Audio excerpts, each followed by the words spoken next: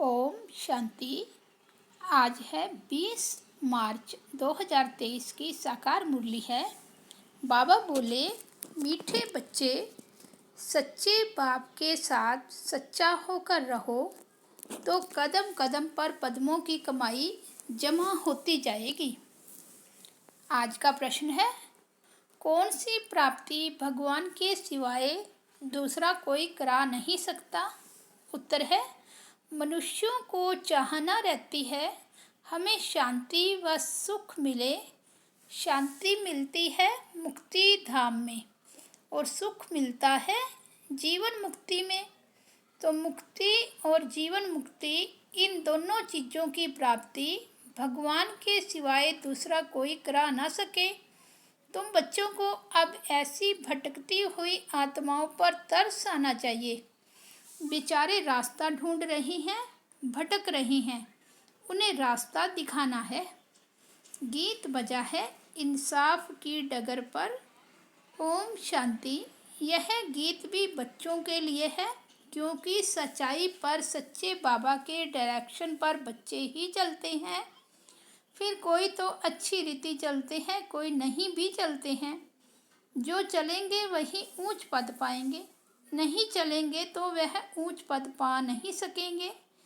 बाप व साजन के साथ सच्चा रहना है, क्योंकि उनकी सच्ची मत मिलती है। दूसरे सब झूठी मत देते हैं। मनुष्य मनुष्य को सब झूठी ही मत देते हैं। गाया हुआ है, झूठी माया झूठी काया।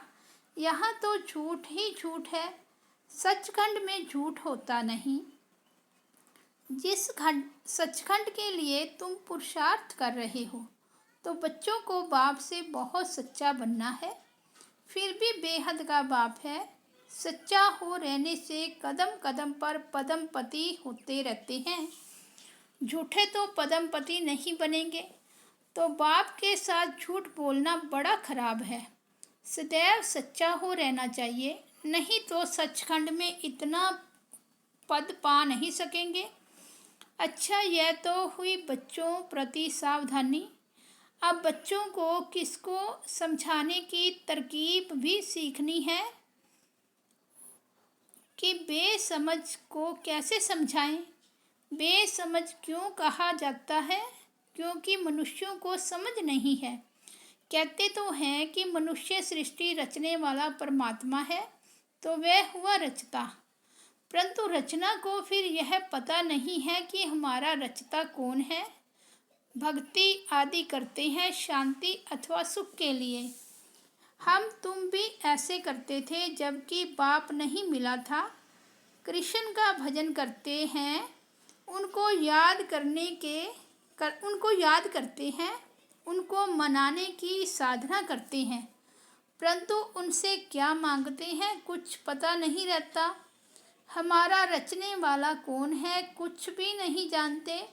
तुम बच्चे जानते हो, जब तक बाप नहीं मिला था तो हम अनेक प्रकार की साधना भक्ति आदि करते आए। करते करते रिजल्ट क्या हुई? कुछ भी नहीं। सृष्टि को तो तमोप्रधान बनना ही है। फिर इतनी जो साधना करते हैं उससे कुछ मिलता है व नहीं, यह विचार भी नहीं किया जाता है। अब समझते हैं कुछ भी मिलता नहीं। हमको चाहिए क्या, यह भी कोई की बुद्धि में नहीं है। सन्यासी कहेंगे निर्वाण धाम में जाने के लिए हम साधना करते हैं, परंतु वह तो जिसको रास्ते का पता होकर गया हो तब तो रास्ता बता सके, और कोई तो रास्ता बता नहीं सकते। जो आते हैं उनको पुनर्जन्म तो लेना ही है, अंत तक पुनर्जन्म तो लेते आना है। जब तक सृष्टि का विनाश हो व सृष्टि रूपी झाड़ जड़ जड़ीभूत हो, तब तक तो सबको रहना है। मनुष्य कईयों के लिए समझते हैं फलाना ज्योति जो समाया वैकुंठवासी हुआ वह स्वर्ग पधारा। अब वास्तव में स्वर्ग में तो पधारा कोई नहीं है। स्वर्ग कहा जाता है, निर्वाण धाम कहा होता है। वहाँ क्या होता है? वहाँ जाकर फिर आना कब होता है? कुछ भी नहीं जानते। तुम सब कुछ जानते हो, नंबरवार पुरुषार्थ अनुसार। कोई भी आए तो उनसे पूछना चाहिए, तुम क्या चाहते हो? गुरु करते हो तो दिल में चाहना क्या है? वास्तव में उनकी चाहना को तुम ब्राह्मण ब्राह्मणियाँ जानते हो। चाहना क्या रखनी चाहिए? किस बात की चाहना रखनी है, यह भी कोई जानते नहीं है। यहाँ कुछ अच्छा नहीं लगता है तो इनसे छुटकारा पाने की साधना करते हैं। अब जाने के लिए धाम है दो, निर्वाण धाम व है शांति धाम। वहाँ आत्माओं का निवास होता है। क्या तुम उस धाम में जाना चाहते हो? तुम बच्चों को तरस पड़ना चाहिए, बेचारे भटकते रहते हैं, रास्ते को कोई जानते ही नहीं। गाइड है ही एक, वह सभी को दुखों से छुड़ाकर सुखधाम में ले जाने वाला या जीवन मुक्त बनाने वाला एक ही है। वह जब तक ना आए तब तक कोई को भी मुक्ति, जीवन मुक्ति की प्राप्ति हो नहीं सकती। यह दोनों प्रॉपर्टी है ही एक बाप के पास। जब तक भगवान भक्तों के पास न आए तो वह चीज़ मिल नहीं सकती। स्वर्ग में सुख और शांति दोनों है। शांति क्यों कहा जाता? क्योंकि वहाँ लड़ाई झगड़ा आदि होता नहीं। बाकी असली शांति तो है निर्वाण धाम। यहाँ सभी आत्माएं शांत रहती है। फिर आत्मा को जब ऑर्गन्स मिलते हैं तो बोलती है, तो वहाँ सुख शांति दोनों ही है। सुख होता है संपत्ति से। वहाँ स्वर्ग में तो संपत्ति बहुत है, यहाँ संपत्ति नहीं है तो मनुष्य बेचारे रोटी टुकड़ भी मुश्किल खा सकते हैं। संपत्ति है तो एरोप्लेन, बड़े बड़े महल आदि सब वैभव हैं। तो संपत्ति भी चाहिए, फिर शांति भी चाहिए, निरोगी काया भी चाहिए। यह सब देने वाला बाप है। समझाया जाता है यह कलयुग तो है दुख धाम, नई दुनिया है सुख धाम। वहाँ दुख होता नहीं, पवित्रता सुख शांति वहाँ सब है। दूसरा है मुक्ति धाम, वहाँ कोई सदैव रह नहीं सकता। पुनर्जन्म ले फिर पाठ जरूर बजाना है। परम धाम में तब तक रहती हैं जब तक पाठ में न आए। सच्चे स्वीट होम को याद करते हैं। नाटक में हमेशा नंबर्स की लिमिट होती है। फलाने ड्रामा में इतने एक्टर्स हैं, यह तो अनादि बना बनाया ड्रामा है, लिमिटेड नंबर है। भारत में 33 करोड़ देवताओं की लिमिट है। इस समय तो बहुत कन्वर्ट हो गए हैं। तो पहले पहले जब कोई आए तो उनसे पूछना है, दिल में क्या आश है, क्या चाहते हो? दर्शन से तो कोई फ़ायदा नहीं। गुरु के पास कोई आश लेकर जाते हैं। एक तो आश रहती है कुछ मिले, आशीर्वाद दे, हम फलाने में जीते। कोई कहते हैं हमको ऐसा रास्ता बताओ जो हम सदैव शांति में रहे। मन बड़ा चंचल है। बोलो शांति तो मिलेगी परम धाम में। एक है शांति धाम, दूसरा है सुख धाम, तीसरा है दुख धाम। तुम क्या चाहते हो? तो फिर हम बताएं कि यह साधना अथवा पुरुषार्थ करो। साधना व पुरुषार्थ एक ही बात है। भगत साधना करते हैं और जगह जाने लिए अथवा वापस परम धाम जाने लिए। मोक्ष तो कोई पा ना सके, यह बना बनाया ड्रामा है। सन्यासी को फिर अपने सन्यास धर्म में आना ही पड़ेगा। क्रिश्चियन धर्म फिर क्राइस्ट द्वारा जरूर स्थापन होगा। सतयुग नई दुनिया में पवित्रता सुख शांति सब है, उनको कहा जाता है सुख धाम, शिवालय। यह है वैशाल्य। तुम क्या चाहते हो? शांति चाहते हो? वह तो शांति धाम में मिलेगी, वह भी तब तक जब तक सुख धाम वालों का अर्थात देवी देवताओं का पार्ट है। फिर तो नंबरवार सबको पार्ट में आना पड़ेगा। तुम भी पुरुषार्थ करेंगे तो वैकुंठ में जाएंगे। भारत वैकुंठ था, यह भीति देनी चाहिए।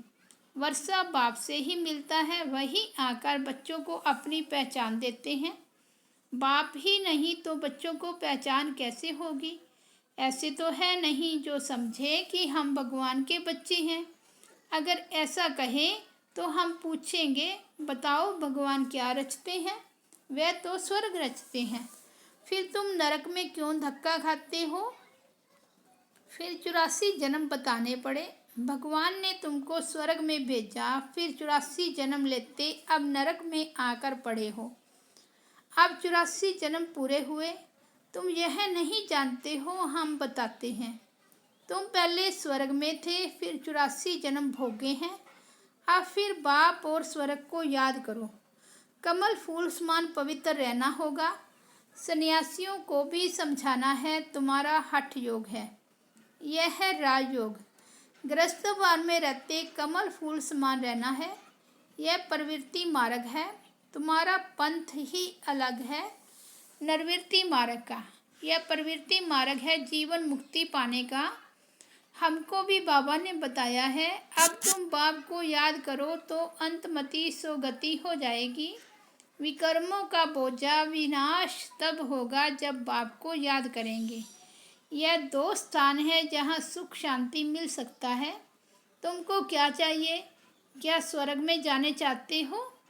गाया जाता है, तुम माता पिता, अगर तुमको सुख घनेरे चाहिए तो गृहस्थवास में रहते राजयोग सीखो। पावन भी रहना है, फिर दोनों में से जो रहे। बंधाए मानी नहीं है। स्वर्ग का मालिक बनने वाला नहीं होगा तो लटकना थोड़े ही है। बाप और वर्षे को याद करना है और पवित्र रहना है। एक सन्यासी ने लिखा है, मैं साधु हूँ परंतु रास्ते का पूरा पता नहीं पड़ता है। सुना है आपके द्वारा रास्ता मिलता है, अब क्या करूँ? हम आपका बन जाएंगे तो फॉलोअर सहित आ जाएंगे, परंतु ऐसे कोई बन नहीं सकते हैं। वे समझते हैं फॉलोअर्स को हम जो कहेंगे वह मानेंगे, परंतु ऐसे तो करेंगे नहीं। बीके का नाम सुनकर कहेंगे इनको जादू लगा है। हाँ, कोई निकल भी आए, बाकी हम कोई सन्यासी के आश्रम को हाथ करने वाले नहीं हैं। समझो कोई समझ लेते हैं यह मार्ग अच्छा है तो क्या हम उनका आश्रम संभालेंगे क्या? हाँ, बच्चियाँ जाकर भाषण करेगी, अगर पसंद आएगा तो रहेगी, बाकी आश्रम को हम क्या करेंगे? लिखा है हम आकर कुछ शिक्षा पा सकते हैं तो उनको लिखना पड़े। तुम साधना करते हो कहाँ जाने लिए? किस एम ऑब्जेक्ट से? किससे मिलने चाहते हो?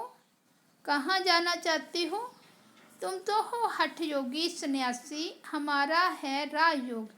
ये सिखलाने वाला है परमपिता परमात्मा। यह कलयुग है दुखधाम, सतयुग है सुखधाम। कलयुग में देखो अनेक का अनेक धर्म है, कितने लड़ाई झगड़े हैं। सतयुग में तो है एक धर्म, वह है सतो प्रधान दुनिया। यथा राजा रानी तथा प्रजा सतो प्रधान। यहाँ है यथा राजा रानी तथा प्रजा तमो प्रधान। यह कांटों का जंगल है, वह फूलों का बगीचा है। तो मार्ग है ही 2, हठ योग और राजयोग। यह राजयोग है स्वर्ग के लिए, राजाओं का राजा स्वर्ग में बनेंगे। स्वर्ग स्थापन करने वाला है परम पिता परमात्मा, वही राजयोग सिखलाते हैं। सन्यासी कहे हम सन्यास में ही रहें तो ज्ञान उठा ना सके, गृहस्थवास में रहना पड़े, यह एक लॉ है। जिसको छोड़ भागे हो उसका फिर कल्याण करना है। पहले तुम अच्छी रीति समझो, फिर चैरिटी बिगिंस एट होम। तुमने स्त्री को छोड़ा है, अगर बाल ब्रह्मचारी होगा तो माता पिता को छोड़ा होगा, उनको भी समझाना है। कायदे कानून तो पहले समझाने हैं। पुरानी दुनिया को नया बनाना यह तो बाप का ही काम है। बाप को परम धाम से आना पड़ता है। वह है पतितों को पावन, नरक को स्वर्ग बनाने वाला। स्वर्ग में रहते ही हैं देवी देवता, बाकी सब निर्वाण धाम में रहते हैं। सबको सुख शांति देने वाला वह एक ही बाप है। बाप आते ही हैं एक धर्म की स्थापना कर बाकी सबका विनाश करने और सब परम धाम में जाकर निवास करेंगे। यह क़यामत का समय है, सब हिसाब किताब पूरा कर वापस जाएंगे। सभी आत्माओं को अपना अपना पार्ट मिला हुआ है, कोई कितने जन्म पार्ट बजाते हैं। सबको तमो प्रधान बनना ही है, बाकी वापस कोई जा नहीं सकते, ना फिर मोक्ष ही होता है। बाकी हुई मुक्ति जीवन मुक्ति, हम जीवन मुक्ति के लिए पुरुषार्थ करते हैं, इसमें मुक्ति भी आ जाती है। तुम अगर मुक्ति चाहते हो तो अच्छा बाप को याद करो तो विकर्म विनाश हो और तुम बाप के पास चले जाएंगे। यह एक ही रास्ता स्वयं बाप बतलाते हैं और सुदर्शन चक्र भी फिराते रहेंगे। पढ़ाई पढ़ते रहेंगे तो स्वर्ग में आएंगे। तो सन्यासियों को फिर गृहस्थ वार में जाना पड़े, हिम्मत चाहिए। एक ज्ञान गणेश्वर गीता है जिसमें यह लिखा हुआ है, बोला एक बच्चा देकर संन्यास करो तो कुल की वृद्धि होगी, फिर तो कोई बाल ब्रह्मचारी हो ना सके। बाल ब्रह्मचारी भीष्म पितामह का तो बहुत मान है, परंतु मनुष्य तो एक दो बार इतबार विश्वास भी नहीं करते। समझते हैं गृहस्थ में रहते और विकार में ना जाए, यह हो नहीं सकता। लेकिन उन्हें कोई भगवान सर्वशक्तिवान की मदद थोड़े ही है, न कोई में राजयोग सिखाए स्वर्ग की स्थापना करने की ताकत है। सबको दुखों से छुटकारा दिलाकर सुख में ले जाना, यह सिवाय परमात्मा के कोई कर नहीं सकता। दोनों दरवाजों की चाबी बाप के पास है। स्वर्ग का फाटक खुलता है तो मुक्ति का भी खुलता है। मुक्ति में जाने लिए स्वर्ग में जा सकते हैं, मुक्ति में जाने सिवाय स्वर्ग में जा कैसे सकते। दोनों गेट्स इकट्ठे खुलते हैं। अच्छा, मीठे मीठे सिक्की लदे बच्चों प्रति माता पिता बाप दादा का याद प्यार और गुड मॉर्निंग। रूहानी बाप की रूहानी बच्चों को नमस्ते। हम रूहानी बच्चों की रूहानी बाप दादा को याद प्यार गुड मॉर्निंग और नमस्ते नमस्ते नमस्ते। धारणा के लिए मुख्य सार। फर्स्ट पॉइंट, मुक्ति के लिए बाप को याद कर विकर्म विनाश करने हैं और जीवन मुक्ति के लिए सबदर्शन चक्रधारी बनना है, पढ़ाई पढ़नी है। सेकंड पॉइंट है, रहम दिल बनकर भटकने वालों को घर का रास्ता बताना है। मुक्ति और जीवन मुक्ति का वर्षा हर एक को बाप से दिलाना है। आज का वरदान है, रूहानियत में रहकर सम्मान की सीट पर बैठने वाले सदा सुखी सर्व प्राप्ति स्वरूप भव। हर एक बच्चे में किसी न किसी गुण की विशेषता है, सभी विशेष हैं, गुणवान हैं, महान हैं, मास्टर सर्वशक्तिमान हैं। यह रूहानी नशा सदा स्मृति में रहे, इसको ही कहते हैं सम्मान। इस सम्मान में अभिमान आ नहीं सकता।